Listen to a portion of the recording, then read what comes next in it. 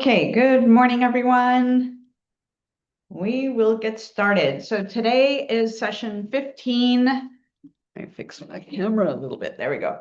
Okay, so today is session 15. We are working with Win the Seller. So yesterday we covered working with buyers. And as always, TCPA guidelines, you want to make sure you respect the do not call registry, cross-reference your phone numbers before you start calling people if you don't have their permission to call.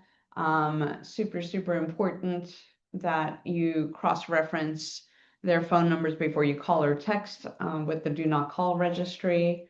Commissions are always negotiable, and we want to make sure that we're honoring fair housing guidelines.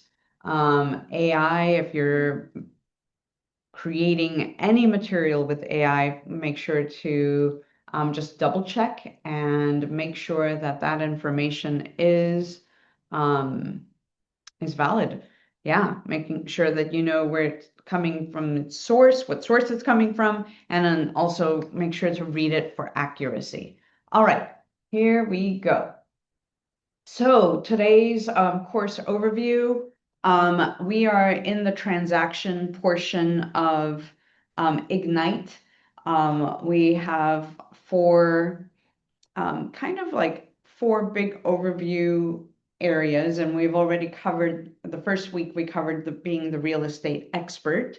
Lead generation was our second week, and this is where we went over how to basically get leads, grow your database, capture leads with open houses and social media, and then how do we maintain our database. So the lead follow-up, that nurturing of those leads, and what we do with them. How do we keep in contact? And then this week, we're talking about, okay, the actual work of working with these people once we're in relationship with them and moving into transaction. So we're going to be working with sellers today.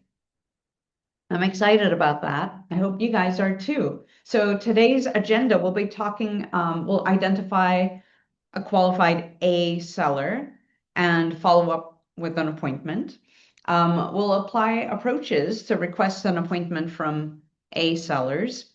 And when I say A, this is in quotations, A meaning that they're ready, they're able, ready, and willing, like now, like within the next 14 days. Okay. And then we'll apply the pre-listing criteria to build sellers' confidence. And then we're going to demonstrate your expertise in handling buyer objections to win business. All right. So can someone on Zoom read this for me, please?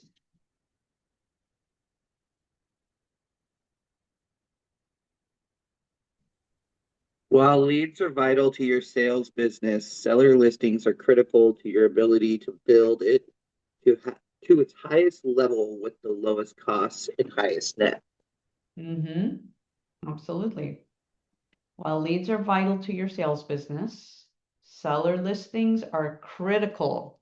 I'm going to underline that word, critical, to your ability to build it to its highest level with the lowest cost and highest net. Yeah. Why do you think that is? What's the benefit of getting listings?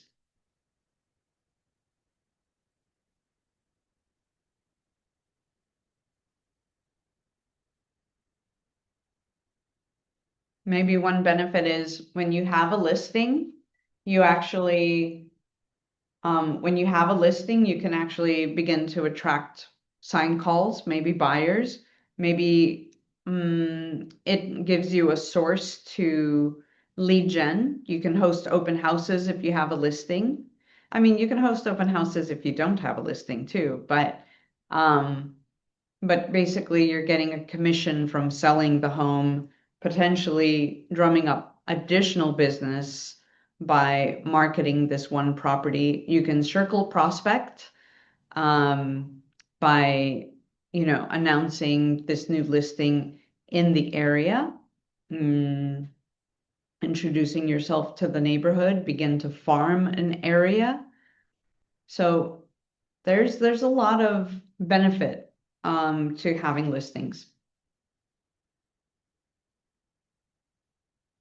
Okay, so we're going to move into A sellers. Okay. An A qualified seller is one who's able, ready, and willing to do business in the next 14 days. Like we talked about yesterday, just like with buyers, right? So that this means that they're financially able to complete the transaction now.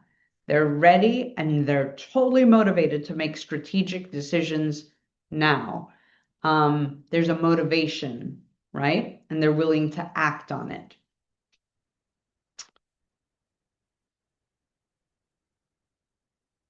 So the 3 L's of the MREA. So the MREA stands for Millionaire Real Estate Agent. And it's that book, the red book that we've held up before. So I really want you to look at this model: listings, leverage, and leads. So sellers are special because they bring us the listings. And by getting the listings, as I mentioned before, we're leveraging these listings by being able to attract leads. So it's almost a symbiotic relationship here where we're totally able to have this listing, market the heck out of it, attract new buyers, maybe because and when you do an amazing job selling that home, maybe neighbors will take notice. What's interesting about listings, I just want to give you like a little side note regarding listings, is that have you ever noticed that when one house goes for sale on a block, a few more pop up at the same time? And it's like, whoa, what just happened?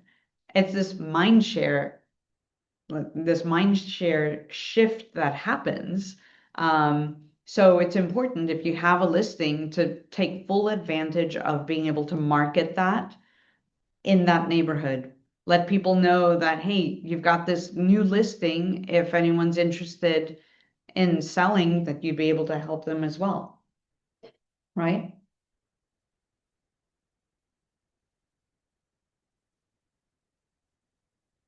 Okay, so we're going to talk about the virtues of seller listings.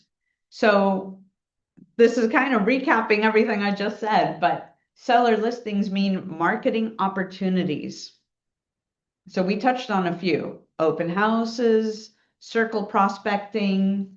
There's a lot in place here. So when you have seller listings, you have all these marketing opportunities. You can go door knocking, you could do mailers, you could do social media posts, you could do walkthroughs. It's very thorough as far as like all the marketing opportunities you have when you have a listing. You're also in more control of your time. If you've worked with buyers, you know that it's like, oh my gosh, I want to see this house tonight, and I only have a window between 5 and 7 p.m. Go. Like, they're then in control of your time in some regard. Like, you can put boundaries there, but with a listing, you have more control over your time. Also, seller listings maximize your per hour compensation, right? What do you guys think about that?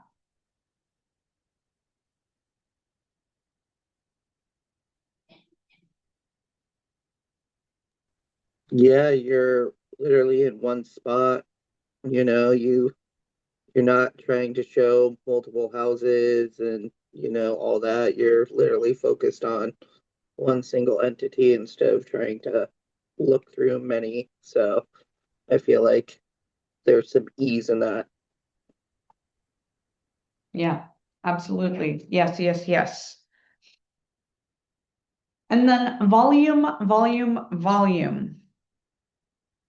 You can do more volume in listings than buyers.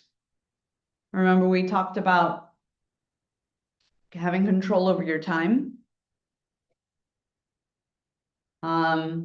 You can have 24 listings and be okay.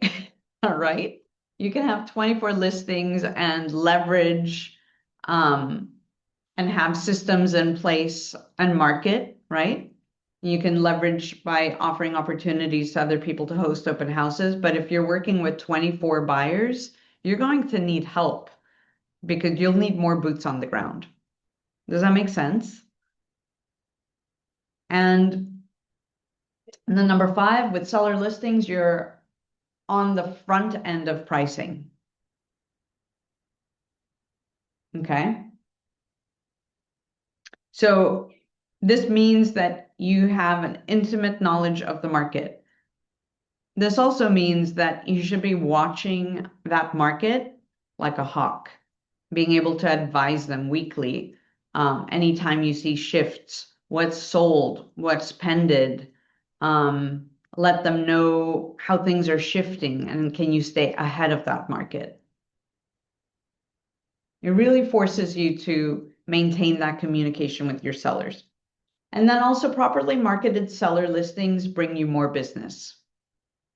Because if you're putting so many, and I love the analogy of putting a lot of fishing lines out. If you're marketing out there, you'll get leads from different sources, not just putting a sign in the yard and that's it. Okay, we're going to jump right into the 7-step seller service cycle. We had touched on this with buyers, so this is now one catered to sellers. So the first one is lead conversion. Okay, and you can turn into your participant guide. Let's take a look at that. And we've talked a lot about models.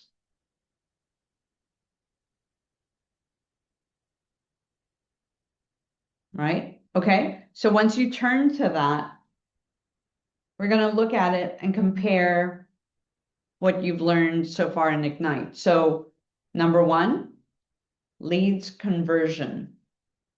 So that's lead generation and follow-up. Number 2, pre-listing. That's the second step. This is transaction today in particular. So we will talk about what do you need to do when you have a listing lead and what do you do prior to getting the listing signed or even meeting with them to give them a consultation. Next comes the listing consultation, then servicing and marketing. So how are we going to service the listing? How are we going to market it? Offers and negotiations is number 5. That's actually a really fun one. And we'll be talking about like how to handle offers and negotiations in session 17 and 18. Yeah, that's a really great one. And then contract to close. That will cover day 19. Like what can you expect as soon as you get into contract? And all those steps. What's your job as a listing agent? And then post-close systems. So what are we doing once we've closed on a transaction? What systems will you put in place once you close a transaction? And how will you maintain communication and nurture that new contact? Now that client that has that spent months with you and you've developed a relationship with, now how do you transition? How do you maintain relationship with them? Okay. Any questions so far? We're going to dive into some of these. All right, let's just keep going. So now we're going to talk about how to convert those A sellers into listing appointments. So keys to converting your A sellers. Can someone read these points for me? Someone other than Jeremy?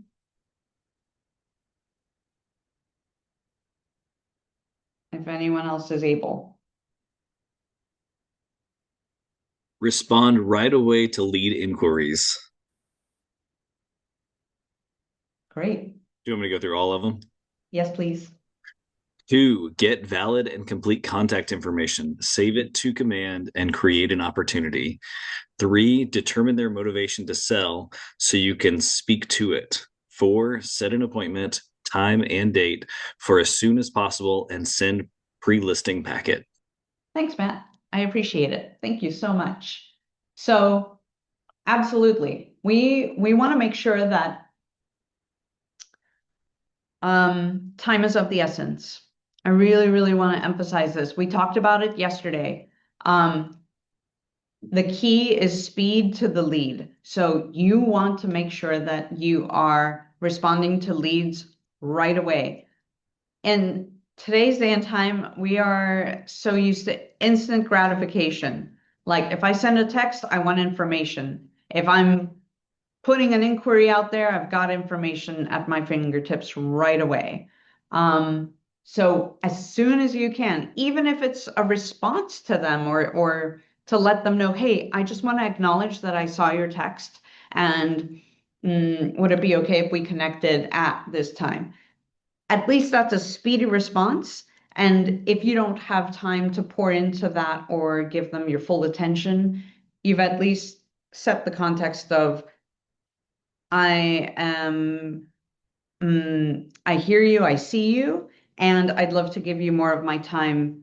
Are you available to connect at this time? And that should satisfy people, right? Okay. And then just like with any lead, we want to just make sure to get valid and complete contact information. Some of that contact information, phone number, email, maybe the address of their property, right? And then determining their motivation to sell so you could speak to it.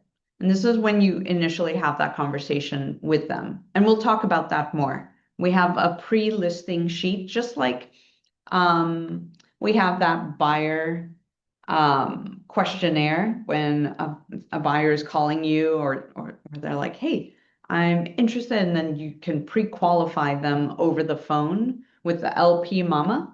Well, we have a form and kind of like a cadence. What are some questions you could be asking them? And we'll go over that together here in a moment. And then you're going to set the appointment. So as soon as you can. And then we'll talk about what's in a pre-listing packet. So what sellers want most from their agents.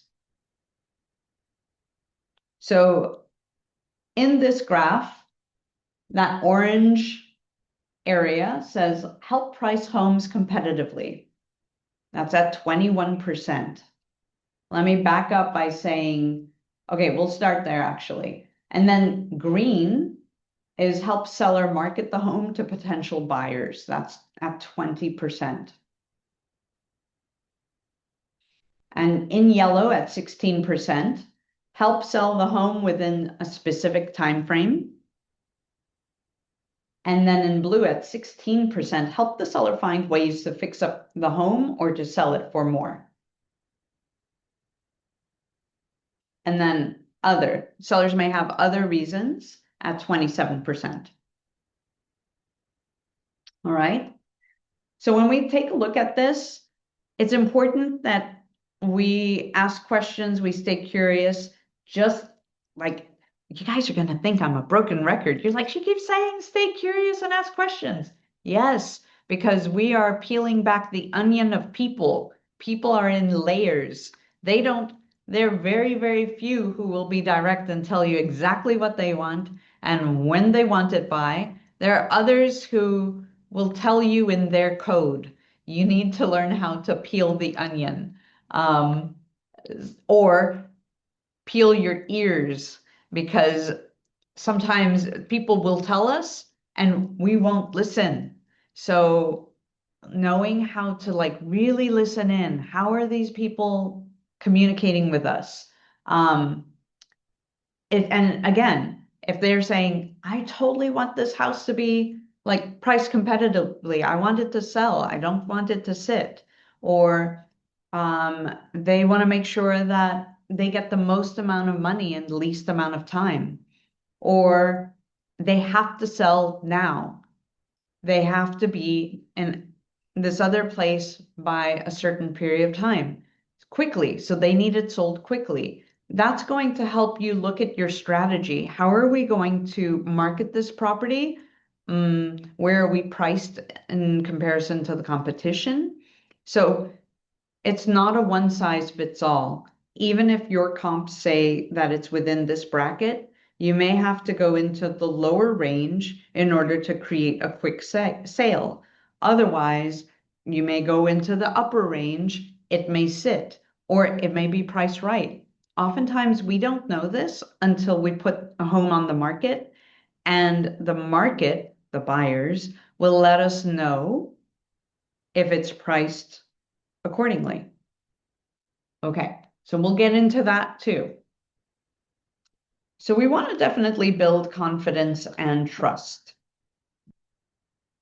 What are some ways that you could build confidence and trust with your sellers?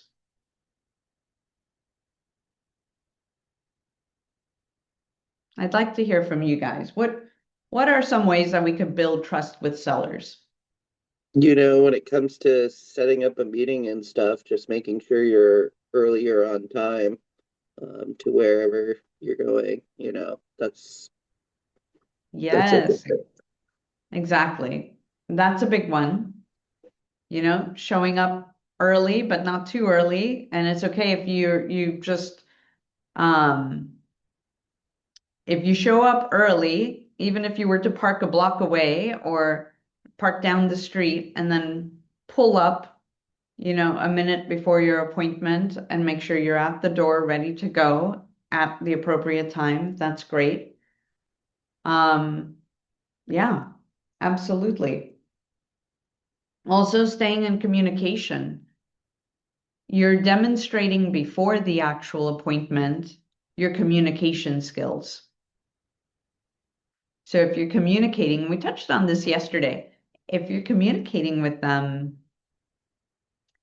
regularly, reminding them about the appointment, hey, looking forward to seeing you tomorrow at 1 p.m.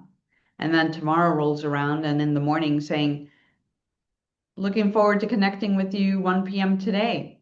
See you later. Or whatever, looking forward to meeting with you. You're communicating regularly, you're setting the expectation and the tone of your professionalism. Make sense?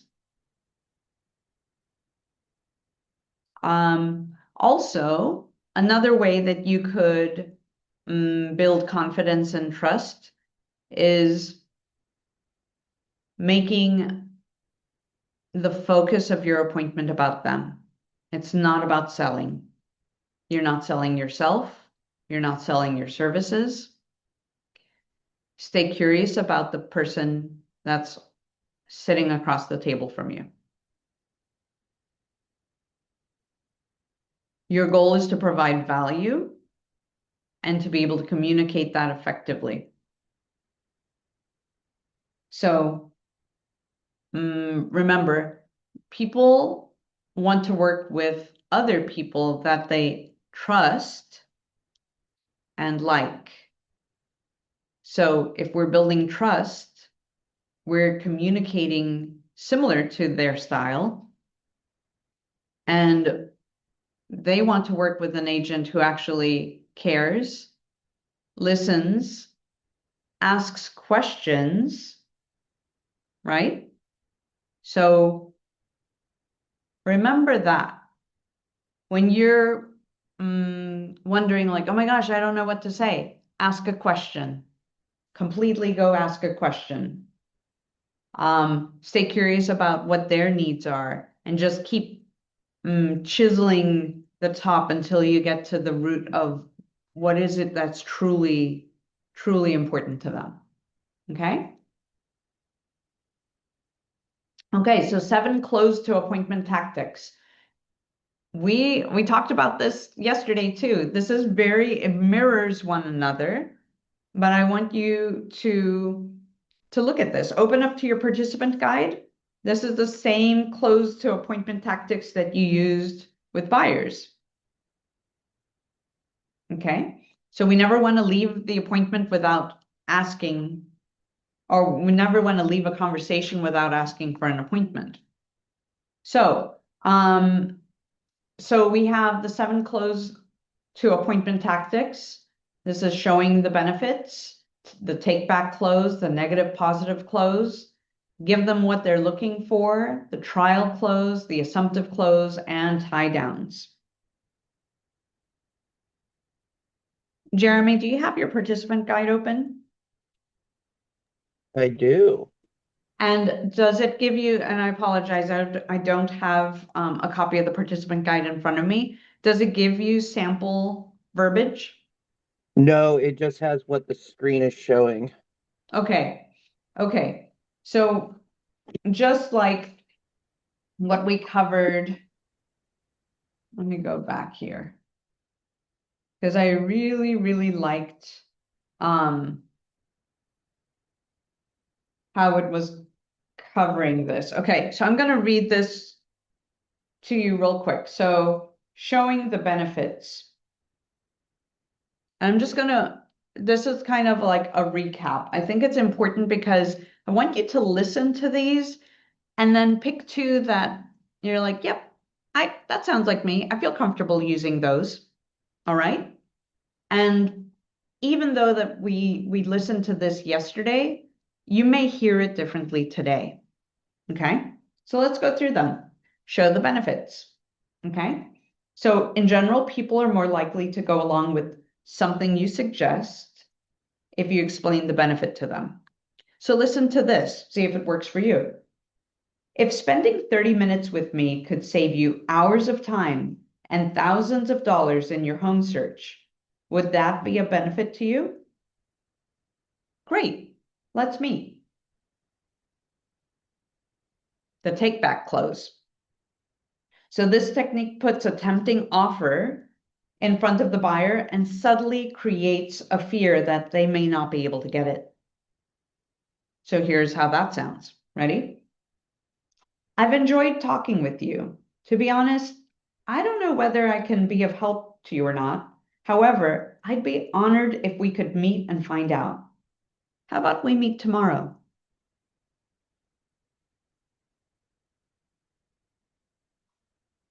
Optionally, we can use these others. The negative positive close.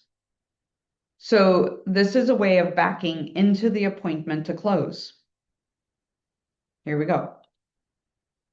Would you be offended if I asked if we could meet to go over all of this in a little more detail? I'm free tomorrow. What time works for you?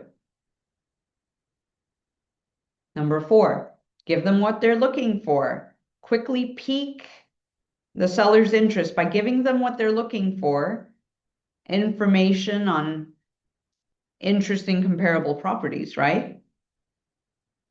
All right, here we go. Yes, let's meet at my office and I can give you the specific details about so-and-so property and let you know about similar properties also for sale. What time works for you? Great, see you then. Number 5, the trial close. So the trial close tests the waters first. You should find out whether you and the client genuinely agree. And this one's aimed more towards like buyers, but see how you would maybe cater it to sellers. Ready? Can you see how receiving a list of all the new homes on the market in your price range would help you in your home search? Great, let's meet. Maybe the way I would shift that would be, can you see how receiving a list of all the new homes on the market, maybe homes that are comparable or your competition, right, would benefit you? Great, let's meet. The assumptive close. Assumptive closes assumes the close and prevents them from saying no. It sounds like we should meet. I'm available most times this week, so what time works best for you? Great, see you then. And then lastly, we have tie downs. So tie downs are phrases that ask for confirmation. Expressions like, wouldn't that be great? Or forming questions with, can't you? Isn't it? Wouldn't you? Ask for agreement and you get your customer into a pattern of saying yes. We'll save hours on your home search if we meet at the office first. Saving time is important to you, isn't it? Great, let's meet. Okay. What did you guys think? What are one or two tactics that you all think you'd like to use or that you're comfortable using? I definitely like show the benefits and then give them what they're looking for as well. Mm-hmm. Absolutely. I was going to Absolutely. say I like show the benefits and the assumptive close. Ah, yes. Yeah, those are good ones too. So remember, we also have talked about as we go through this, like think of an action item that you'll take moving forward. What is an action item that you'll take moving forward whenever you're learning each one of these, each session that we go through and Ignite? Like, what is the one thing that you can put into action? I would like you to add these to your list. Practice with this with your accountability partner. Practice it if you have kids, practice it on your kids.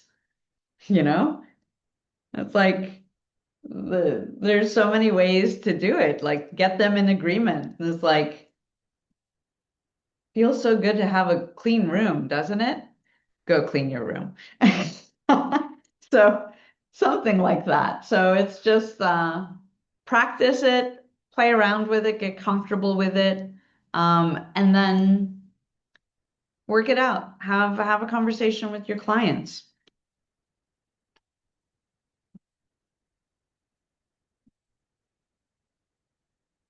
Okay.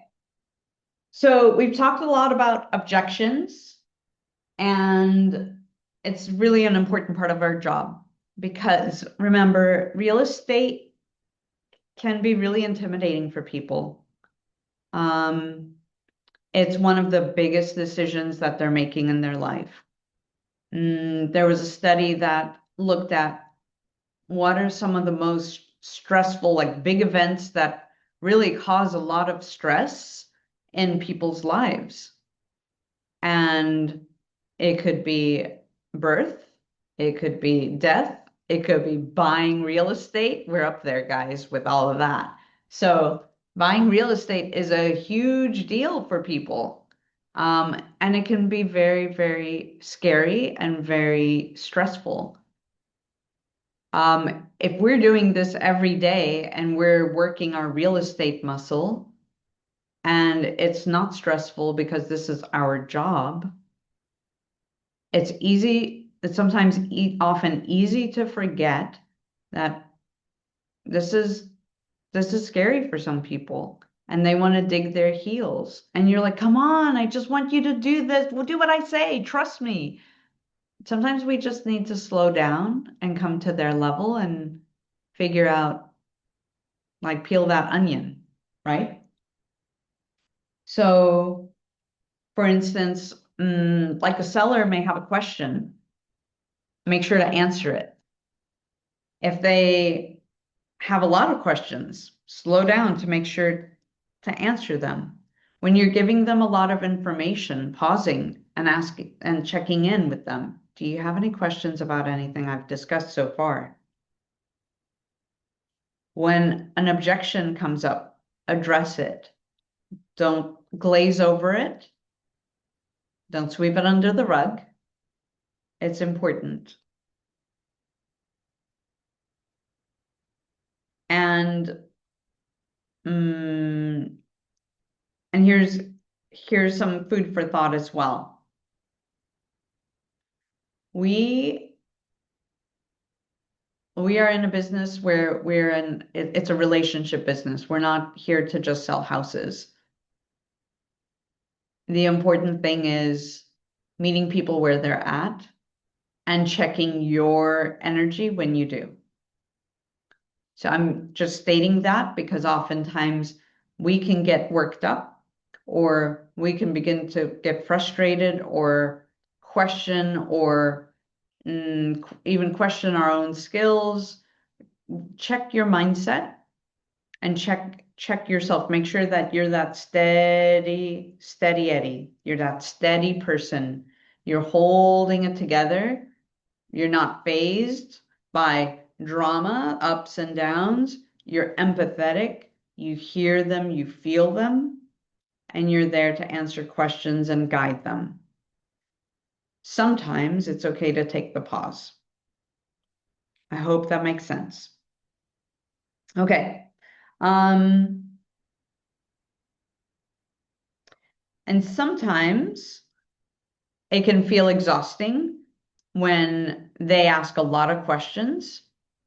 And I just invite you to take a deep breath and answer them. You really want to make sure that they want to feel like heard. And remember, we went through a practice yesterday of kind of repeating back to them like, oh, what I heard you say is, and you're repeating it back to them, right? I can certainly understand how you feel. What I'm hearing you say is you're concerned about da, da, da, da. Okay, I understand. Tell me more about that. Okay, and I can certainly understand that. And what would you like done? What would you like to see the outcome be at this point? Uncover that before coming in, charging through, and trying to fix everything. Okay, may I offer feedback? Ask permission. May I offer feedback?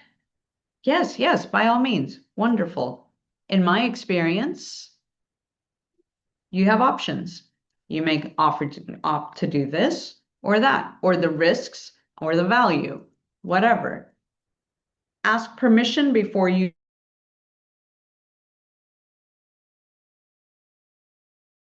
helps. This is just some guidelines to like think about how we're communicating with our clients. Okay, so here's another thing.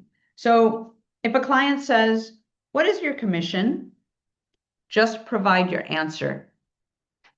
If they ask you if you would work for less, you can say, "No, I won't." It was just a question. You're answering them, right? And if they persist, ask what's stopping them from hiring you today. I want to actually pause here and say, no is a complete sentence. If you started to feel a little squirmy about what we just talked about, we're going to go through it again. So if a client says, "What's your commission?" and you state your commission, and if they ask if you will work for less, you can say, "No, I won't." And stop there and hush, zip your lip. Sit on your hands. Take a deep breath. Because oftentimes we want to backpedal and explain. And I will just tell you, nope. No is a complete sentence. So this is the part of objections where you get to check yourself. So if you get an objection, this is where what are the two things? When you get an objection, you stay what? Empathetic and curious. Yes. And then what do? Stay curious and ask Questions. Excellent. So then if they persist, then this is where you stay curious and ask questions. Then you ask them, what's stopping them from hiring you today? And they might say, another agent will list my house for only X%. And you can respond, what I hear you saying is the commission you pay is important to you. I'm happy you brought that up. I'd love to cover that when we meet. So you're not addressing it right then and there over the phone or before your actual listing appointment, but you're stating that you hear them, you acknowledge them, and you're happy to go over that when you meet. Does that make sense? How does that make you guys feel? How does it make you feel when I talk about this? Like, please share. I genuinely would like to know.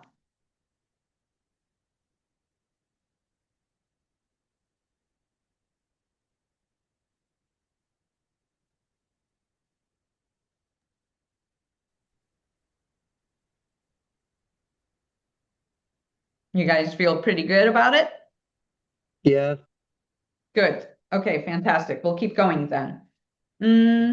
Okay, so when we do listing appointments, some people have the business model to do a pre-listing packet.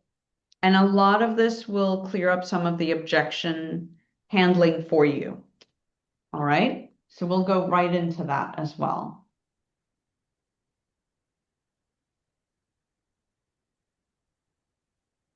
So once you get the appointment, the next step is the pre-listing packet.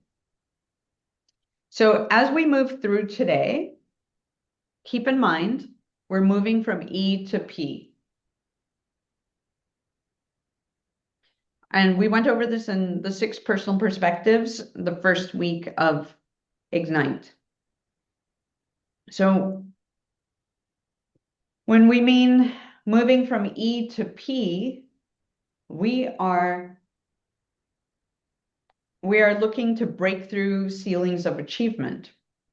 So we're moving from being entrepreneurial, doing what comes naturally, right, to being purposeful.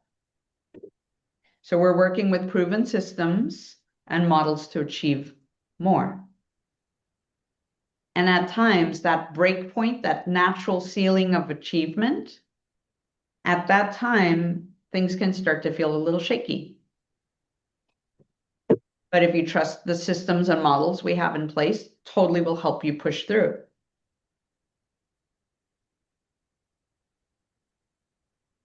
So let's go through our pre-listing packet and the consultation checklist. Okay, so here are the goals of having a pre-listing packet. So pre-sell builds the seller's confidence. It answers their questions and objections before your presentation.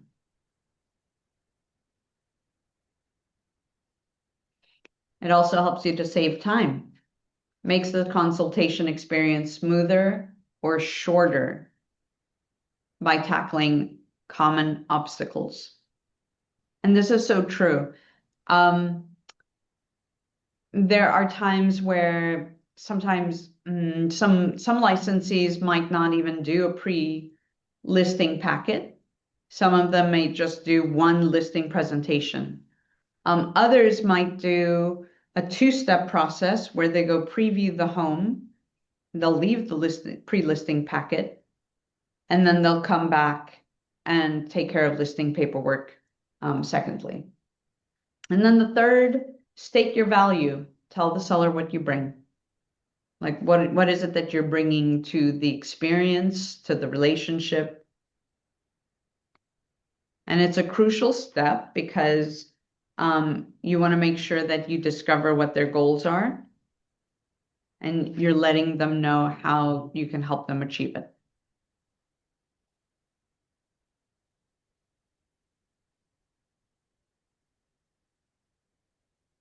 So also some of the pre-listing packet criteria. Will you review it in the listing presentation? So this is what I was talking about. Either you can do it prior to, or you can come back and review it when you sit down and meet with them. So you can leave a packet with them for them to review on their own. And during your listing appointment, you can review some of the items of that packet. Does it eliminate the need for a listing consultation? Possibly. Every single appointment could be different. Or if you have go into a cadence, like a tried and true process, you may opt for something different. Is it a primer for education you will provide at the listing consultation? Yeah, sometimes it is. You're giving them stuff to read ahead of time in order to build that relationship and rapport.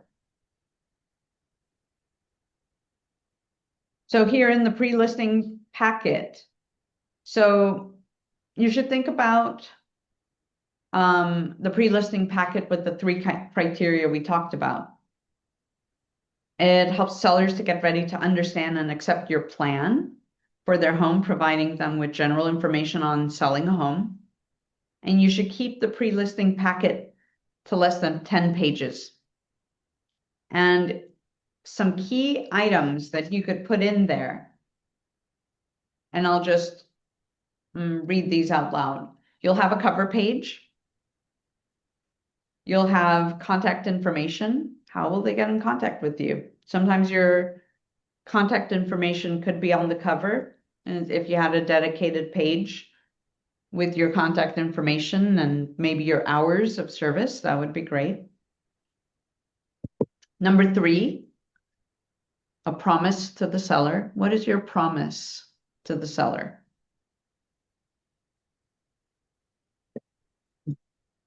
Number 4, selling process overview. Like what can they expect during the selling process? Number 5, general pricing information. Maybe you're also providing a TMO, total market overview. You get those weekly. Maybe also your value proposition. That's number 6. And we worked on value proposition week 1. Number 7, broker office personal metrics, like maybe some data, like or awards or stats of the office, how we compare to other brokerages. Client testimonials. You guys should already have these set aside to add to your marketing material or your social media. Even if you've never closed a house, getting testimonials on your character or your communication, any of your superpowers, right? Why should someone work with you? Ask your peers, ask friends or family to leave you reviews. You can include previous listings. If you have had previous listings, great. And if not, then you can always showcase maybe another open house that you're hosting, maybe courtesy of another realtor, whatever. You could do a snapshot of other properties you have permission to market. And when I say permission, it means you've checked with the listing licensee for permission to market those properties and that they've gotten seller permission. And then additional services, like you can offer like a vendor list, or like we discussed, Keller Mortgage or Keller Covered or whatever. Other information that's helpful to sellers specifically. So making sure it's on good paper, it's well organized, maybe it's in a little packet, whatever. You don't want to give them too much. You just want something that's simple because you're going to bring more and more value to them when you meet them for the listing appointment. Does that make sense? And then for this actual seller consultation, here is a checklist for you. So just like what you did for your buyer's consultation, you need to do some follow-up with the sellers once you set the listing appointment. Look at the seller consultation preparation checklist in your participant guide, and then review the checklist at a high level. Okay? Deliver your pre-listing packet. So be sure to deliver it on time as promised. And this could mean maybe you deliver it to their work. Maybe you ask them for their mailing address, or ask if you could leave it at their door, or if you could meet them somewhere prior to your appointment. Say, hey, I've got a pre-listing packet I'd like to share with you. Or maybe you take advantage of having a courier help you with that. You can use leverage. Number 2, confirm appointment date and time and location. Follow up to confirm the appointment and ask any questions you may have missed in the initial call. So you should be meeting at the house that's going to be listed. That's ideal because you need to set eyes on it. And also be safe. Like, just make sure that you know where you're going. And if you need to take someone with you. There have been times that I'm like, all right, I'm communicating with a man and that I don't know. And I would take my husband with me to the listing appointment.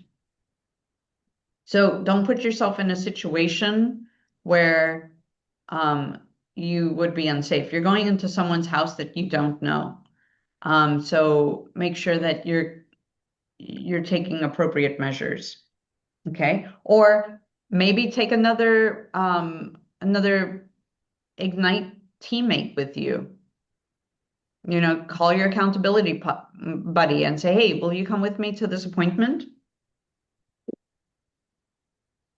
And if at any time you don't have good feelings, like the hair stands up on the back of your neck, or you have this gut feeling, please listen to your gut. Don't stay there. Don't be like, oh my gosh, I'm going to ruin this opportunity. Just let them know, I apologize. I've got an emergency. Or you don't even need to like make an excuse. If you absolutely do not feel comfortable, leave. All right. And then also before you actually go to these appointments, checking the tax records to make sure that the person that you're talking to matches the name on the tax record.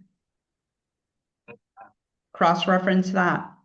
Or state that you have a policy that you need a copy of their driver's license before you actually meet with them. If they could snap a photo of their driver's license and text it over to you, wonderful. Do that.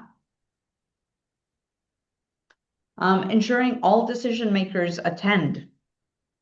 So making sure that you're having that conversation with them and knowing who are the decision makers and are they all present?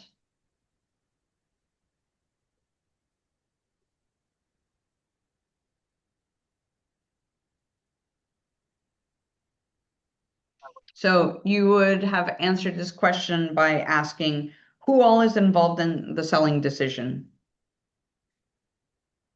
And then complete and practice your listing presentation. So yesterday we covered how to jump into Canva and also how to go into Command. And when we went over the buyer's consultation, going into Command into Designs in order to find templates for listing presentations or buyer's guides or buyer's presentations, right? So you can look up listing presentations. but make sure you have all your material put together, printed and ready to go. Pro tip, have at least 5 folders set aside with all the material that you need, so that way you can just grab and go, that you're not recreating this just before going to an appointment. And then also include your listing agreement. Print out the paperwork that you would need to have a listing agreement. I think that's important, because if they're ready to sign right then and there, it would be good for you to have the paperwork ready. And then you'd review the lead sheet. So we'll go over the lead sheet here in a moment. The lead sheet is this form before you actually meet them at the house to list. This is helping you to review some baseline questions that you asked. And arriving at the listing presentation in a professional manner. So be there on time, dress appropriately, and consider the quality of your materials. Make sure you don't have holes in your socks, because we all take our shoes off. So that was a funny comment from before when I took Ignite. Someone was like, make sure you don't have holes in your socks. People are critical, and I think, you know, how silly to not hire someone if they have holes in their socks, but just make sure that you are well dressed and good, right? And then consider the quality of your materials and the cleanliness of your vehicle if this applies. But we're in Alaska, all our vehicles are dirty. But if you have the ability to just make sure that your vehicle appears okay. And then, yeah, so you're just really wanting to take into consideration the essence of a professional. How does a professional carry themselves? Maybe, do you have a name tag? If you don't, it'd be nice to get one. All right, so I'm going to pause here. It's 10 o'clock. It's right at the top of the hour. Let's pause and take a 5-minute break. Take in some water, leave some water, and we'll be back at 10:05.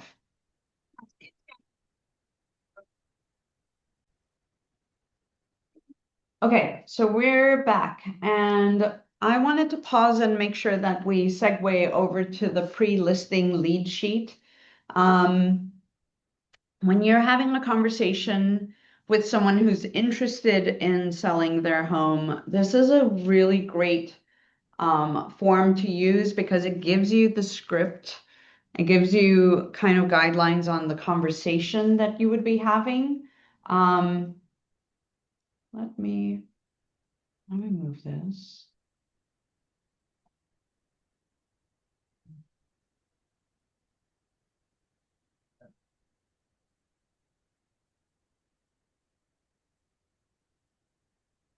Okay. So when we're looking at this, at the very, very top, we have their contact information. And so we've talked about gathering their email. Of course, you'll want their street address, their home phone number, or their cell phone, whatever, their phone number, their email, and the actual street address. While you have them on the phone, not a bad idea to get their mailing address, because maybe their mailing address is different than their street address. The reason I state this is, what a great opportunity. So you just had a conversation with this person, to be able to just drop a handwritten note saying, thank you so much for reaching out. Like, that really makes a difference. Will that make you stand out from the competition? Shake your head, yes, yes. And then, yeah, gather whatever information, and then maybe what time is best to communicate with them, with days or times. Motivation. So here we have some questions. Why are you moving? Where are you moving to? Are you already working with oh wait, this one's on buyers. Pre-listing. Okay. Are you already working with an agent? Maybe it doesn't say buyers. Or maybe they're selling and they're going to have to buy. So maybe that's a good question. There's also the mindset of not asking. Why? Because then if you're asking, are you already working with a buyer's agent? And sometimes that can plant the seed of, well, should I be working with one? Maybe I should go talk to somebody. But yeah, have you signed an agreement with anyone? Has anybody come by and take a look at the house? Or like, why are you moving? Where are you moving to? Why is this important? Because let's say they're moving out of state. Is this an opportunity for you to connect them with another KW agent out of state? If it's not a KW agent, no big deal. Like sometimes there may be certain areas that there isn't a KW office, and interviewing or searching for someone who will give them a great level of service, that's an opportunity for a referral. And you can get a referral fee out of that as well.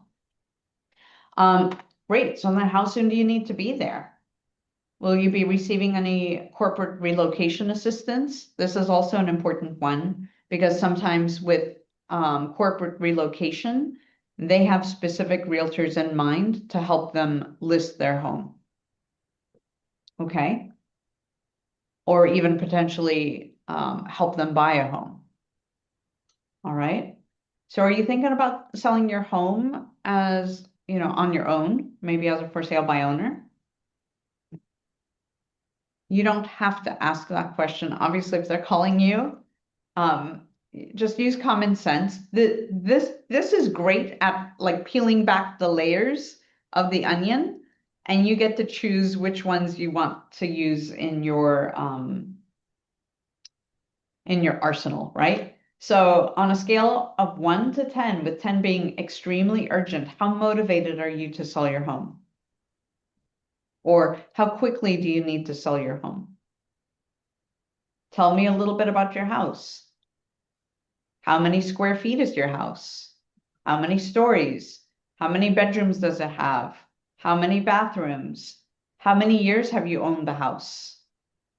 Have you done any updates or work on the house since you've owned it? Does it have a pool? It might in Alaska, I don't know. Not many homes have pools, obviously. And then rate your home on a scale from 1 to 10. What would make it a 10? How much do you think your house is worth? Why do you think this question is important?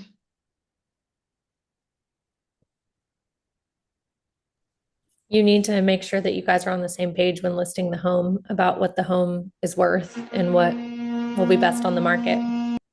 Yes, and it gives you kind of a sneak peek as to what's their mindset. Because what if your numbers come in below that? So you're kind of prepped knowing where they're at. Also, just real quick, Mhm. at least for the current time being, make sure you get a picture or reference of their green card because the prices went up. And so uh, I did my valuation before the tax appraisal, and it was a little bit lower what the tax appraisal was. Right. Yep. And sometimes that'll happen. But yeah, that's great. And when I am pulling numbers for, and that's a great point, Jeremy. Like when I'm pulling numbers for a listing, I also reference that tax assessed record. Have they not put it online yet? Well, it was right before the green cards went out. Got it. And so she got her green card that day. And I don't think it was posted online yet or anything. But anyway, my number was only like 10,000 off. But Okay, there yeah. you go. Thank you for sharing that. Yep. And then asking them, how much do you owe on your mortgage? What's your payoff? Ask them if there's a second mortgage on it. Or do they have a HELOC. HELOC is home equity line of credit. So do they have any, any other loans against the house? And how much do you want to net on your home? Like, how much do you need to make out of your home? And then, are you up to date on payments? Are you the sole owner of the house? And if not, who else is on title? These are important things to know. Like if you have someone calling you and they're like, oh, I'm calling because my dad needs to sell his house. Great, I need to talk to the dad, or I need to make sure dad's available, And then this is helping you with your tracking. How did you hear about our team, or how did you hear about me? And what are 3 things you expect from a realtor? Another way to ask it is, how do I win with you? But it's nice to know, what do they expect from a realtor? And are you interviewing any other realtors? And have you made appointments with them? And then you would set the appointment, right? So this is just one sample of a pre-listing lead sheet that you could use. This is in our PC coaching drive folder.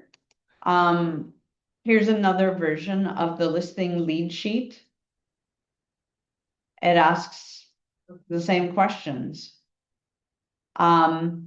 Except it asks this one: what happens if your home does not sell in the required amount of time?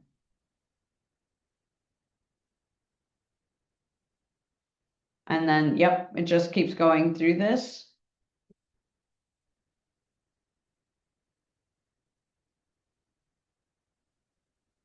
So it's just a couple different versions.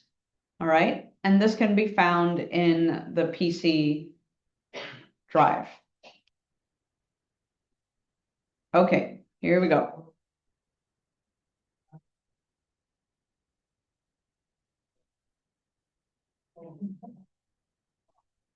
All right, let's go dive right into the listing appointment. So we talked about the pre-listing and what goes into that pre-listing packet. It's very simple.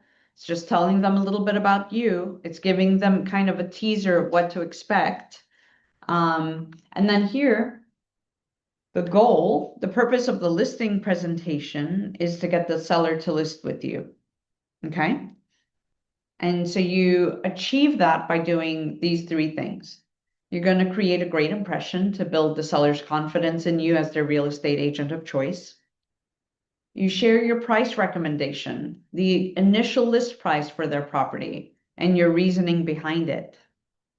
And then set expectations for how you will market the home and work with sellers. Okay. So in the listing packet, a lot of this information is already like set up for you in Command. And I'm going to show you, we're going to jump off here. And let me hit escape.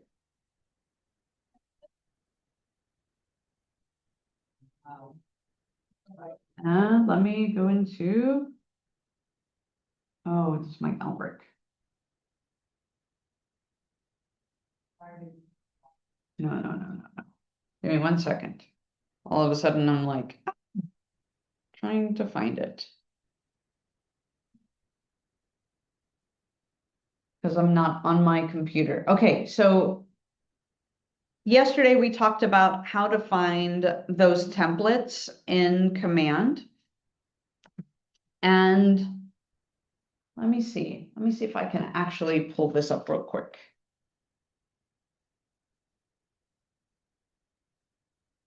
Just stand by.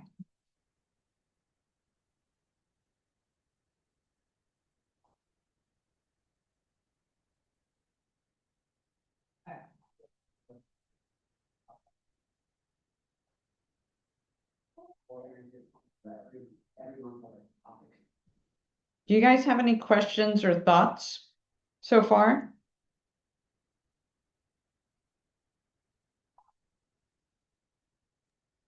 Not right now. Okay, thank you.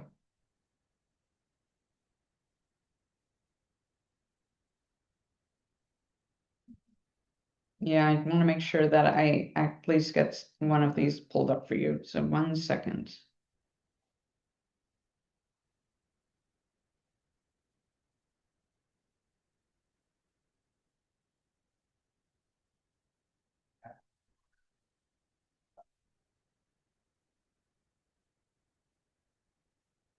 Okay.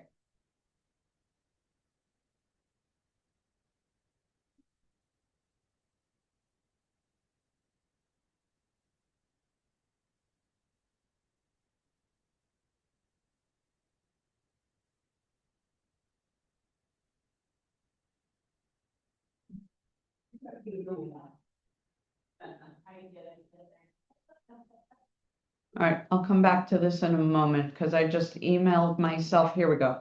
Ba-bum. Okay, I just want to share this with you. This is something that I prepared for my sellers, and this is the guide that I use. And I did use the template from Command. And then I also tweaked it a little bit with other things that I added to it. But I wanted to share this with you. Let me see if I can download it.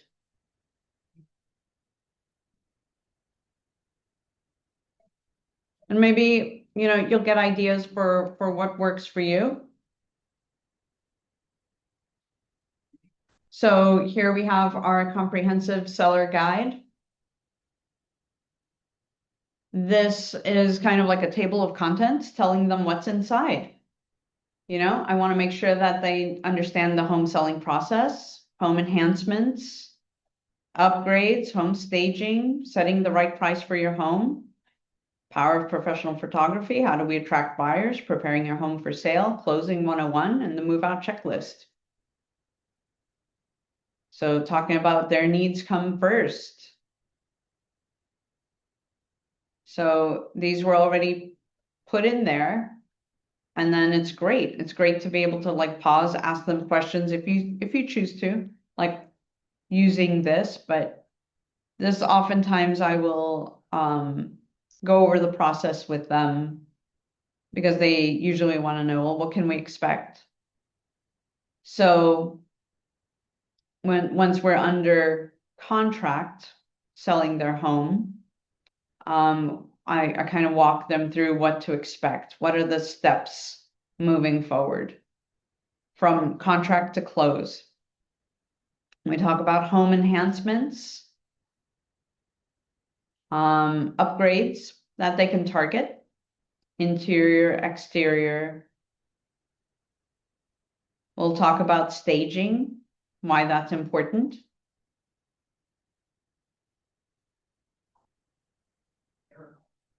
And then providing any statistics that I had on it, any do's or don'ts, things that they should focus on and things that they don't need to worry about. A common question that I get asked is, I get asked this often, like, oh, I have money set aside to be able to do work on the home. We were thinking about changing out all the flooring or like revamping the kitchen, like upgrading the kitchen cabinets. Where do you think I should spend my money? And really, you want to look at like the overall picture of the home. How does the current flooring look like? If it's pretty trashy, then yes, it's a great investment to go ahead and invest in changing out floors. Some of the items that usually are more bang for your buck is upgrading kitchens and bathrooms. Flooring is an important one. And I'll tell you why, because buyers have a hard time visualizing a lot. I'm using that as a very big general statement, and it's true. Like they walk into a home and it just feels tired or looks tired, then it would look nicer and it's money well spent to update the flooring. Sometimes people are like, well, I'll just give them a credit so they can buy what they'd like in it. But it really goes a long way when it's a beauty show. It goes a long way to be able to update flooring.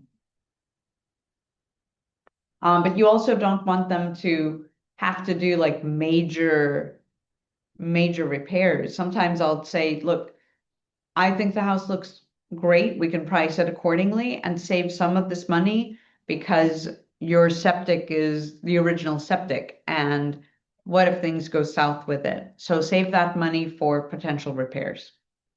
And so we'll have conversations like that. It's important to offer your honest opinion. You can offer like tips or tricks. Strategize,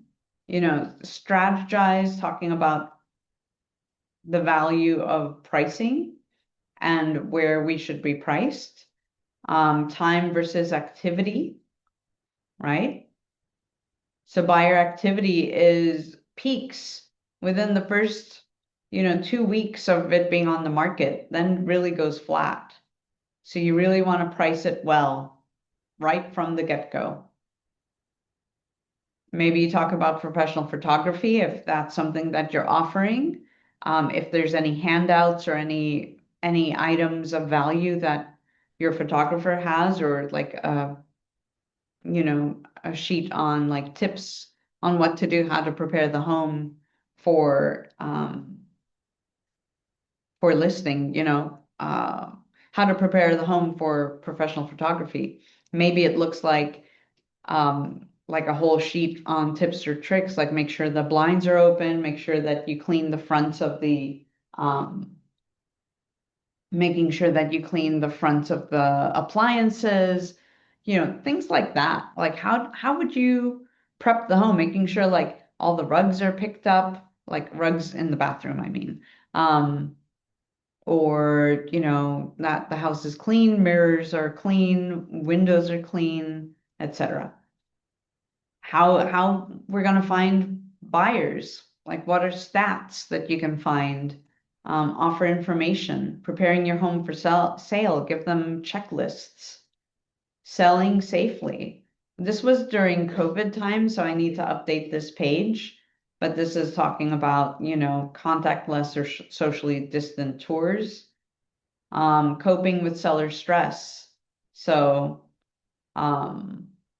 yeah, just helping give them like stress-free ideas. Prepare for closing. Hey, what can you expect? What are your costs? So like that's a big one. What are your costs? Sellers commonly pay the following. So being able to give them a heads up and go over some of that stuff. Maybe a move out checklist. And then I've collected seller testimonials throughout the years. And then specifically for my listing presentation, I'm putting in testimonials from past clients. I will tell you about these people. This was a for sale by owner, and I was her third realtor. She was frustrated with her previous realtor experience. She tried a second one, was frustrated with that one. And then by the time I came around, she was interviewing several realtors. And then she chose to see here. We interviewed many realtors before listing our home with an agent. Yeah, I was on time. They commented on that. I was standing at their door, and to them, that was like they commented out loud. The husband was like, well, this realtor's here on time. I was right at the door at the appointment time, ringing at that moment. They asked a lot of questions. They were very critical, like with details. And so it was very important that I slow down and I listen. And I made sure that I figured out what was important to them. They had already been burnt before, and they wanted to make sure that they were taken care of. So that to me is like, that's huge. And so then they having any information, like when you have helped someone through a difficult transaction, ask for that testimonial. Say, hey, man, we navigated this. So it was like great. It was really, really great to like this client I had never met in person. She was out of state, but she was very happy. So make sure that you just add that and then personalize it a little bit. You don't have to be all stuffy and serious. This is me. This is my promise to you. So this is a promise. So this is what I promised my clients and exactly it. So and then kind of like letting them know, hey, I love helping people. It's my passion. I care and I want to help you succeed. Let's get started. And then any stats you have. Here we have our value, our belief system here. And then leading the industry. Maybe you include a little bit about your past history. It doesn't, if it's not just credential and awards, maybe what did you do? What did you do in your past lifetimes? What did you do before you got into real estate? How are you carrying those skills forward? Or maybe what do you like to do? What do you like to do outside of real estate?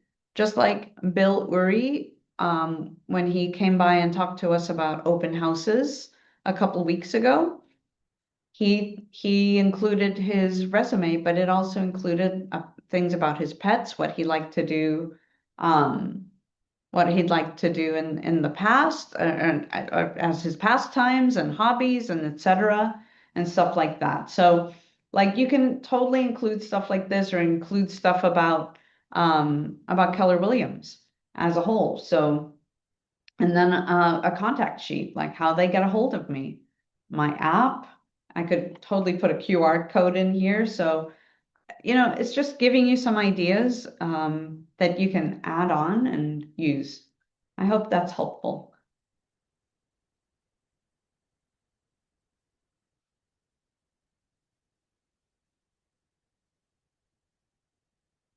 Okay, so this page, your needs come first. Kind of the same like what I had on my other one, right? So why is this page essential? I'd like to hear from you. Actually, before we do that, can someone read me these questions? Can I get a volunteer? I got it. Thank you. What is the one thing that has to happen to make this dream scenario reality? How can I make this happen for you? Why is that important to you? If we could add just one more thing to make this process even better, what would it be? Why is that important to you?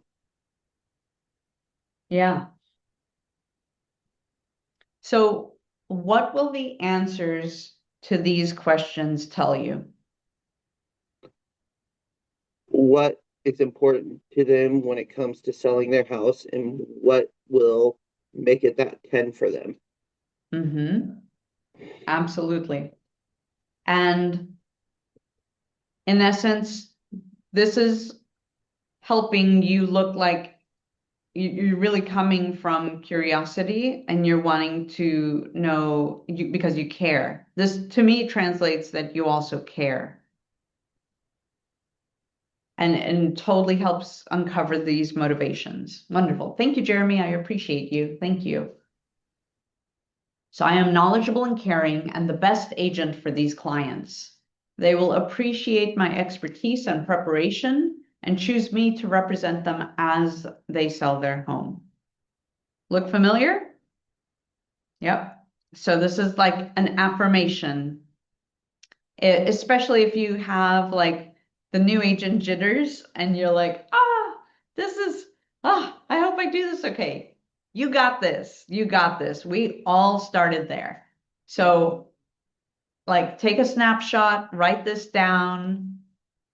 I am knowledgeable and caring and the best agent for these clients. I was talking to someone about an empty chair exercise. This is helpful. I am knowledgeable and caring and the best agent for you. Like imagine your future client sitting in front of you. You know, they will appreciate my expertise and preparation and choose me to represent them as they sell their home. So this is kind of signaling to your subconscious that you got this. It's good. Remember, you're going to either be someone's flavor of ice cream or not.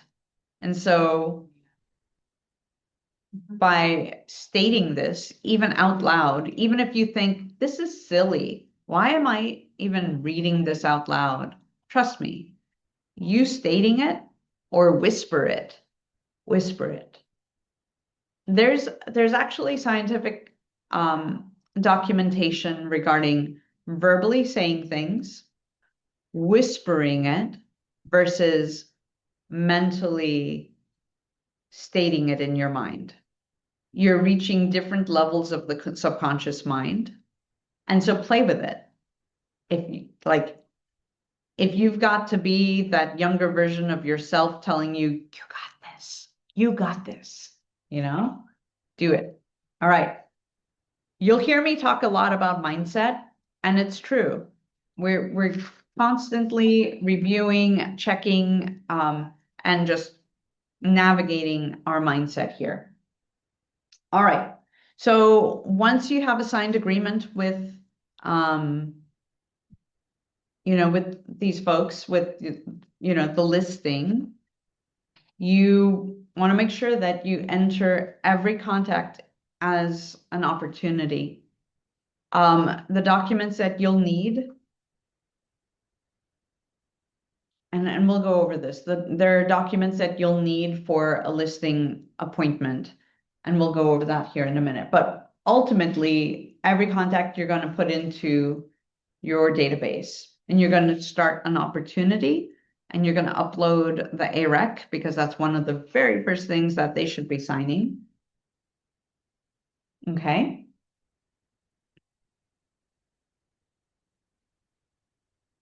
Okay.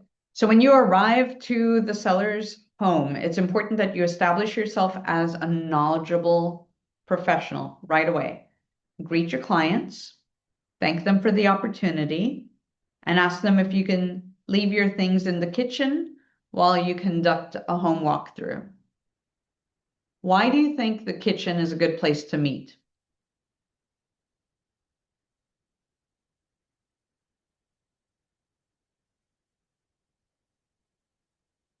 Typically, there's a kitchen table. You can sit across from them. It gives you access to the tabletop to be able to sign documents in. It's kind of like where sometimes also where family meetings occur. And it's also a good idea when you arrive to compliment their home. If something catches your eye, compliment their home.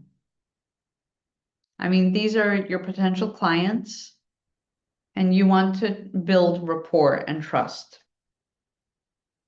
Compliment because they're likely really proud of their home. Okay?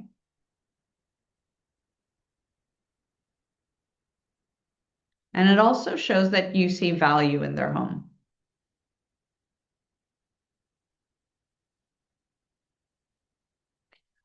Also, the other reason to meet in the kitchen is it's more intimate than I think a living room. Sometimes a living room or a sitting room can feel a bit more formal. And basically, the heart of the home is in the kitchen. So, when you get there, your home walkthrough is going to further inform what you'll write for the listing information. It'll also help you with your marketing plan and your pricing strategy conversation. So if it's possible, when you arrive and you set your things down in the kitchen and they're like, great, they're looking at you to lead, like, where shall we begin? Or other people will maybe like, may I show you around? I would pause them, take control of the situation, and ask if it's possible for you to do a walkthrough alone. And then let them know it helps allow you to see it initially, maybe through the eyes of a buyer. To ask, do you mind if I just do a walkthrough of the home on my own? And then I'll circle back around and we could walk together and you can point out features. I'd like to be able to take it in first and look at it maybe like through the eyes of a buyer. Make sense? So also what you can do is when you do a walkthrough,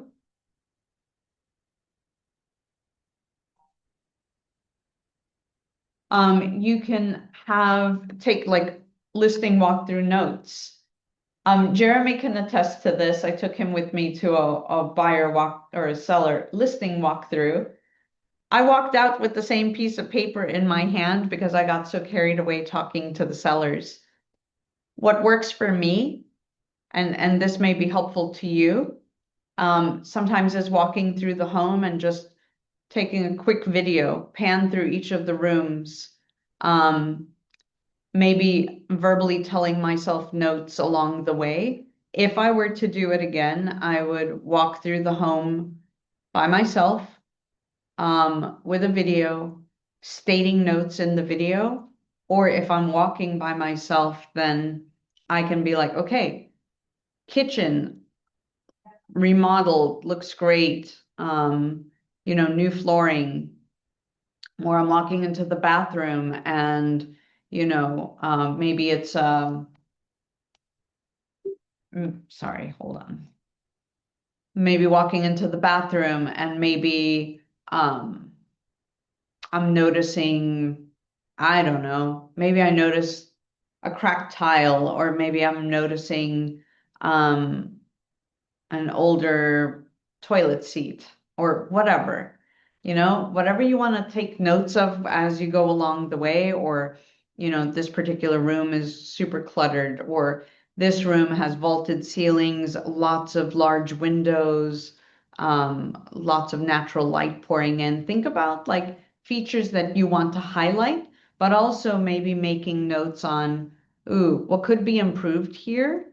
And also just remember, this is your first time meeting them, so you don't want to pick the house apart. And also they would be preparing it to be put on the market, so it's picture perfect. It's not perfect now because maybe they're in the process of moving. So I hope this is helpful, but this document, it just helps you remember like, okay, great. What kind of range is in the kitchen? What kind of appliances are in there? Is there a utility room? What's in there? In the garage. And then maybe going then to the exterior, like what kind of roof? Great opportunity to ask questions. Getting to the heating systems or the water heater. When was it last serviced? Good questions to ask, right? Ask the seller if they have any of these documents available. It's okay to slow down and just ask for some of these things.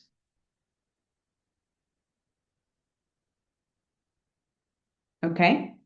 Any questions so far?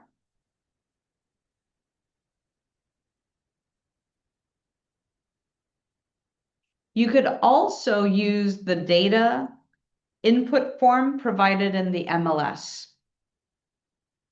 There's a data input form. I should actually print it off or like put a copy up in our Google Drive. But you can look at that input form, all the boxes and everything that they check off. That's going to help you know what are the features of the home. Are there additional features? Are they serviced with gas or oil? Do they have a wood burning stove? What kind of flooring do they have? Do they have vinyl? Is it LVP? Is it carpet? Is it tile? You know, how many bedrooms, how many baths, what's the size of their septic? There's a lot of questions there. Are like lots of boxes to check, or do they have like I don't know, what's another one? Do they have a fireplace versus a wood stove? So just it'd be good because that's actually a good one to use the MLS data input form. That will totally save you time on the actual listing appointment. But this one will help you look at the actual features. Remember we talked about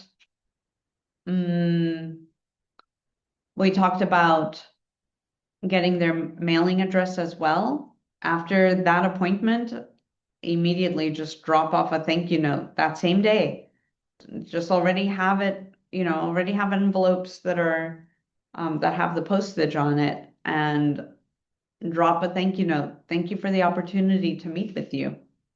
Really goes a long way. Okay, getting to the listing agreement.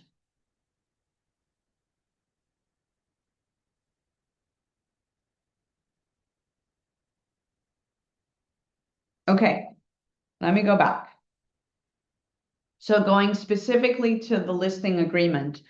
So we talked about doing that walkthrough. You thank them for their time, right? And then there's two trains of thought. One is to do a two-step listing appointment.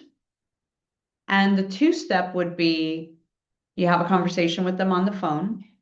You set an appointment to go see the house.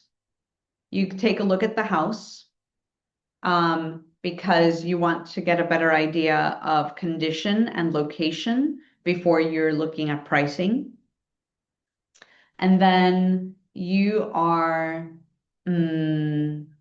visiting the home. You take a tour of the property. Okay. And that's what we did. You did a walkthrough. You've already dropped off that pre-listing paperwork, or you happen to have that pre-listing paperwork with you. That pre-listing paperwork is just a teaser. It just gives them information on what to expect. Maybe a little information about the market. Remember, it's that 10-page one, maximum 10 pages. And then at that time, you're just gathering information. You've taken a look at the house. You let them know you're going to crunch some numbers, and you'd love to get back together with them to go over those numbers with them. Then step two. Step two is the actual listing appointment. This is where you sit down with them and say, great, I'd love to be able to pull up my computer to be able to show you the data that I've pulled. And this is where you'll pull up like comps. And this is comparable properties that have sold ideally within the last 3 months, maybe 4 months, within a 4 to 5 mile radius. Even better is if it's a pretty jam-packed neighborhood and there's a ton of inventory in the same neighborhood. Okay, so looking over that, and then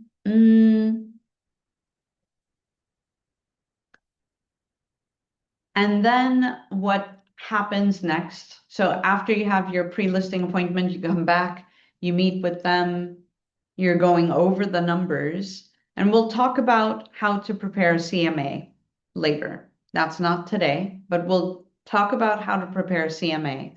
How do we find comparable properties, and how do we add value or take away value from things to be able to come up with a range in price. And that's what you'll come up with, is a range in price. So you're going to sit down and show them market statistics. What's on the market right now? Who's their competition? That means everything that's active within that price point. Maybe you even pull up what's pending. Then I tell them this, whatever's pending, this is, these are properties that buyers were interested in moving forward with. So we'll look at the pending properties. So we've looked at active, that's their competition. We're looking pending. This is what buyers decided to purchase. And then we'll see what has closed in the last 2 to 3 months. This shows us kind of like, okay, the buyers that did follow through and purchase this property,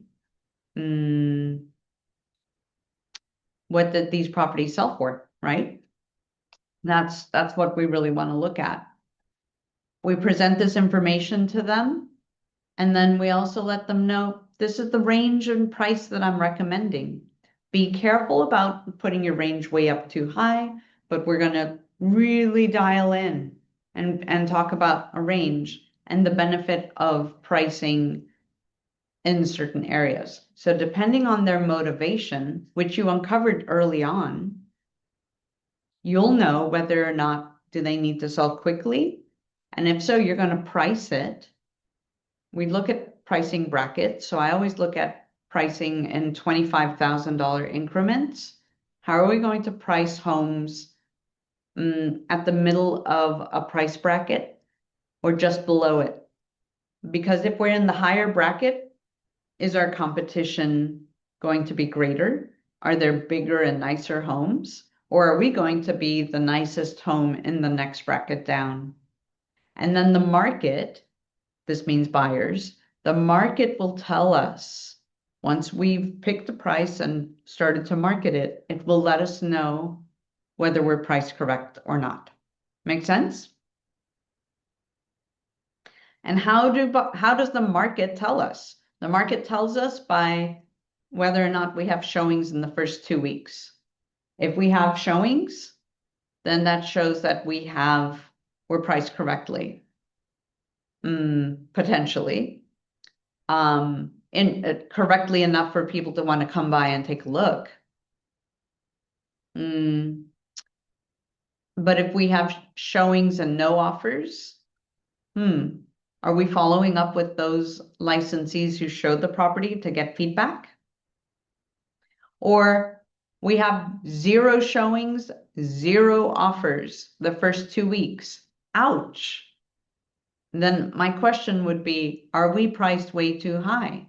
Or are there other things that we can, are within our control? Other things that are within, we always look at price, condition, and location. Do we have control over location? No. Do we have control over condition? Yes. Condition can change. And what about price? Do we have control over price? Yes. For the most part, yes.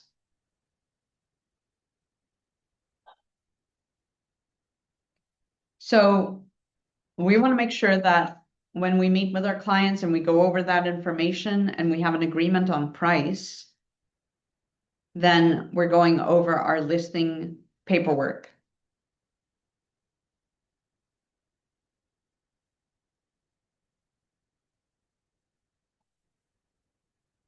I want to take you guys back to, let's see.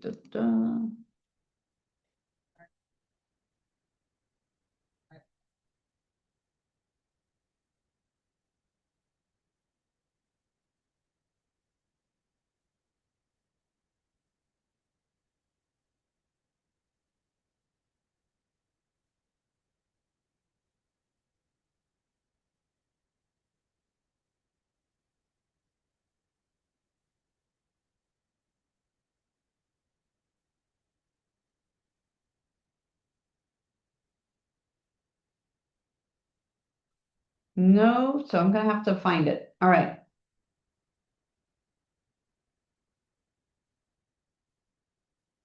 No, not that, not that, not that. Let's see.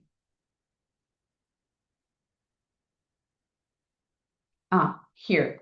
Under helpful documents, MLS document templates.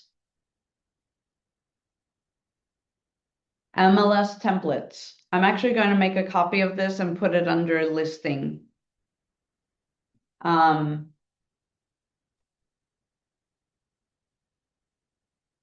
let me open this up.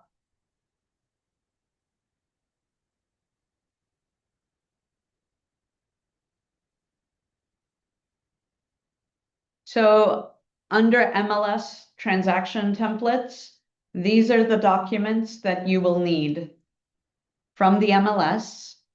And I will demonstrate, I think I'll have to take a look. I think I recorded the class on how to do MLS templates. You can create a template in the MLS to have all of the documents that you need for a particular case. Some of these may look like you're working with a buyer in the Matsu Valley, and these are their buyer documents. What would it look like for a cash buyer versus an FHA buyer? These are the additional docs to all of these. And then we have separate ones also for Anchorage. But listing documents, you'll want an AREC. You'll want the authorization and exclusive right to sell agreement. I would recommend that you download these documents and become familiar with them, reading them forward and backward, up, down, left, right. Get to know the documents, know what they say. And if you don't understand it, let me know. So AREC, authorization and exclusive right to sell agreement. The addendum or amendment to the exclusive right to sell agreement, if you needed extra room for that listing agreement. The delayed marketing notice. So this form is if you're not ready to put it on the market within 24 hours of signing and or for coming soon. So just get used to printing this off and having it ready, because as soon as they sign that, they're stating that they're ready to list, unless you have the delayed marketing notice, and you'll want them to sign that until they know that they're ready to sign. If they have an idea, maybe they need to get the house ready to list and it'll take a couple of weeks. It's okay to delay that marketing. Coming soon status. So you can only have a property in coming soon status for 15 days. So if they're not ready to be put on the market for 20 days, then you have a delayed marketing notice, and then the coming soon status will begin T minus 15 days. If you choose to go back that far, some people will only do like coming soon for a few days prior to going live, just to give buyers a heads up. Just figure out what strategy you like using and what you'd like to do and what works for your seller, and go from there. In coming soon, that means that you're marketing it out there and in coming soon status, and there are no showings, period. There are no showings. But if you have a delayed marketing notice, this means you can't even market the property for sale. You can't until you're ready to go live, or if you're in coming soon status. Bill of sale, you'll want that with you, so that way you know what's staying with the home. Is the refrigerator staying? Is the washer and dryer staying? Or are they taking them with them? Those are the only two items that are typically personal property. Typically for financing, most times, I'm going to say most instances, a stove is required. Lockbox authorization addendum. It's just authorizing you to put a lockbox on the property. Residential real property transfer disclosure statement. I would suggest putting that in your pre-listing packet. Give it to them ahead of time. So they're thinking about selling. Great, you're going to need this. Already have it filled out with the address and legal address. And then, so I have like little notes here. So Or if there's an exemption for the first sale, that's for new construction if you're representing a builder. Also the real property transfer disclosure statement waiver by agreement. That's used typically if like for estate sales, people who haven't lived in the property, sometimes landlords will fill that out. Although I like to just challenge landlords and say, just fill out the disclosure statement. If a property was built prior to 1978, not prior to 1978, lead-based paint pamphlet. Making sure the seller has that, has received it, and that they've filled out, they signed a disclosure.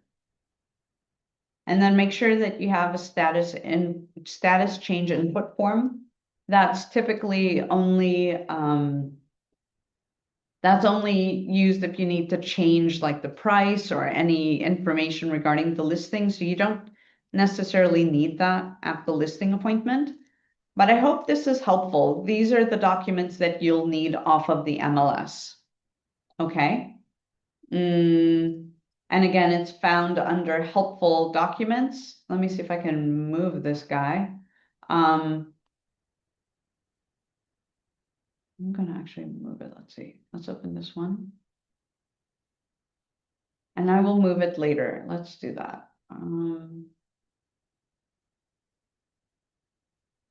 So I hope all of that is helpful.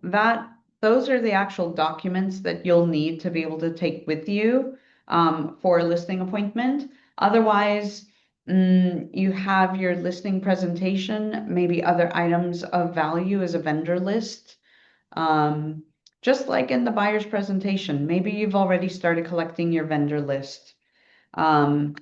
Maybe your seller wants to have a conversation about, should I get an appraisal ahead of time? No, not necessarily.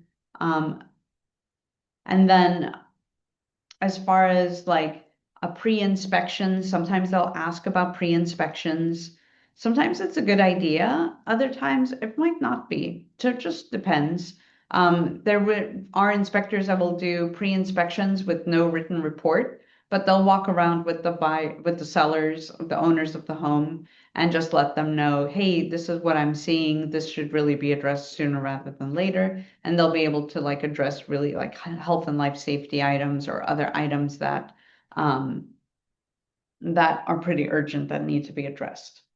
All right. Are there any questions here? Any questions that you have so far? I do have a question. Yes. And it pertains to a potential client questioning, I guess, how to respond. Yeah. One of the things I dealt with was the client asking me about taxes on the sale of their home and, you know, what to do in the case of that. I guess what would be the agent response? My response would be, this would be a great opportunity for you to talk to your tax consultant. Perfect, because that's what I said, but I was just like, Yes. if there's because I was like, this is outside my expertise, and And tax laws are always changing. exactly. Okay, cool. No, I was just making sure that there wasn't anything Absolutely. different that we would say or anything like that.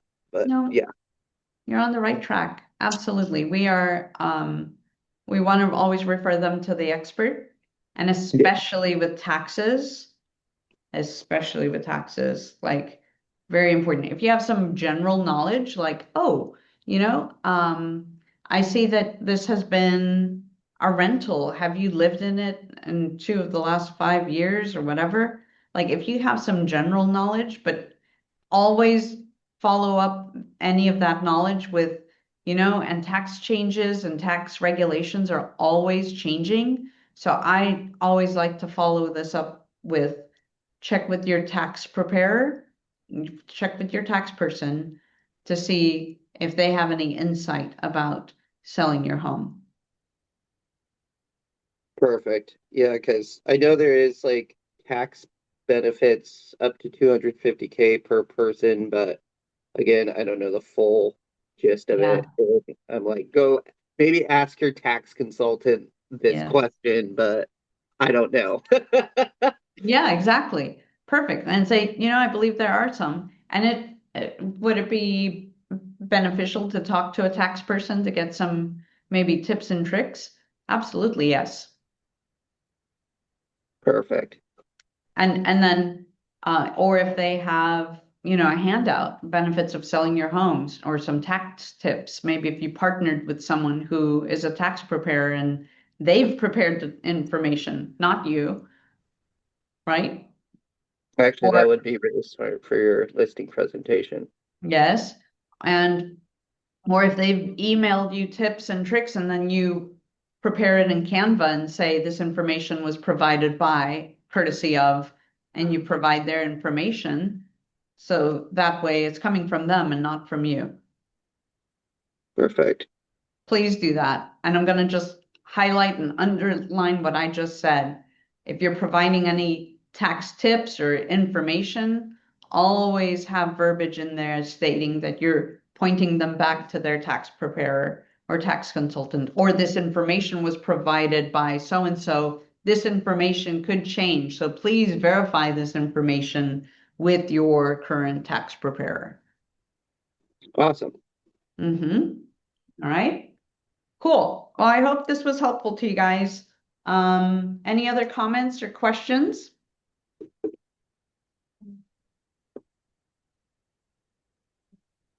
All right. At this